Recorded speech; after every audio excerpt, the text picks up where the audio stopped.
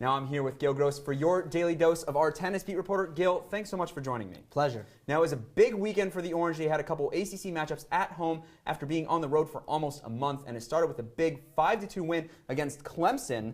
And in that one, Gabby Knutson picked up a big win against a ranked opponent, moving all the way up to number 8. Now, that's the first time an SU player has cracked the top 10. What do you like so much about Knutson's game? Yeah, an incredible accomplishment for Knutson. And what I like most about her game is her power. A tennis player wants to feel in control. But when you play Gabby Knutson, you're not in control. She dictates with her power. Her heaviness off the ground is on par with really anyone in the country. And she was taking that power into a matchup on Sunday with Wake Forest, and that was a lot closer than Clemson. So let's go ahead and take a closer look at that one. Now, the doubles point hasn't been the Orange's forte as of late. Knutson and Miranda Ramirez struggled against Wake's top pairing, and they have also dropped their last 3 coming into this one. What's been going wrong for them?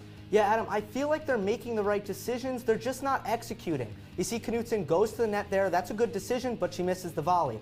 And then Ramirez, the same thing. She's active at the net. That's good, but she's got to finish there. You see this is later in the point. The Orange pay the price and lose the point. Now, Knutson did pick it up in singles against Emma Davis, who came in at number 36 in the ITA polls, and she's having no problems here.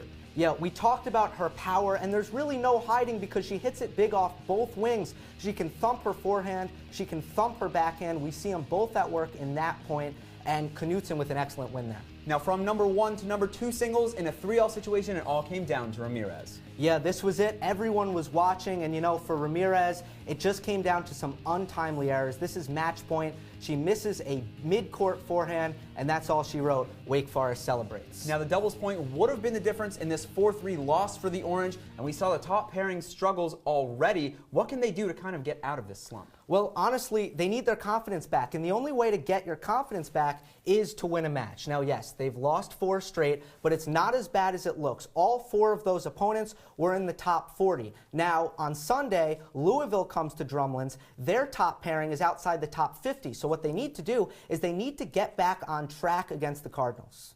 Now, sometimes all it takes is just one, and all it takes sometimes in a match is a couple points. That's what head coach Eunice Lamam had to say after the loss to Wake Forest, and that's what it came down to in such a close tiebreaker at 3-all, and it wasn't the first time the Orange had such a heartbreaker. Yeah, Sunday was like deja vu for the Orange. The same thing happened in Charlottesville against the University of Virginia. It was 3-all. It came down to a third set tiebreak. Miranda Ramirez was the only player left for the Orange, and she couldn't get it done. Now, from Ramirez's perspective, I wouldn't read much into it. I'd actually take it as a positive. Look, the Orange could easily be a one-loss team right now, and that only loss would be against the number 1 team in the nation, the UNC Tar Heels. So you got to look at this season, and Syracuse should be proud of what they've done so far, and they should be optimistic that this play can continue.